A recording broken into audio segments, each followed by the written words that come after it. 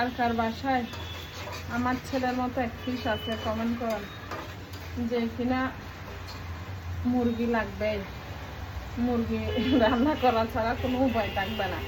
তো যাই হোক, আমি আজকে মুরগি ও বলছে রান্না করার জন্য, কারণ আমি রান্না করব না, আমার ভালো লাগতেছে না। আজকে ডিম বোনা দিয়ে আর আলু ভাজি ডাল দিয়ে খেয়ে, এটা মুরগির চেয়ে আরও মজা। কিন্তু এক পিস কার কার আছে একটু কমেন্ট করবেন আমার ছেলের মতো, যে মুরগি ছাড়া নড়ে না চড়ে না। আজকে হচ্ছে ডিম বোনা হয়ে যাচ্ছে এদিকে, আর এদিকে হচ্ছে ডিম বোনার জন্য আমি মশলাগুলো কষাচ্ছি।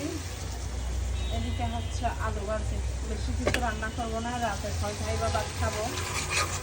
তো ডাল আছে, দুপুরে ডাল রান্না করছি, এইগুলো রান্না। এইভাবে খেয়ে দেখতে পারেন, বাচ্চাদেরকেও খাওয়াইতে পারেন, অনেক মজা। একদম গরম ভাতের সাথে আপনি ঝোল লাগবেও না, অনেক সময় মরিচগুলা দিয়ে ভাত খাওয়া শেষ হয়ে যাবে।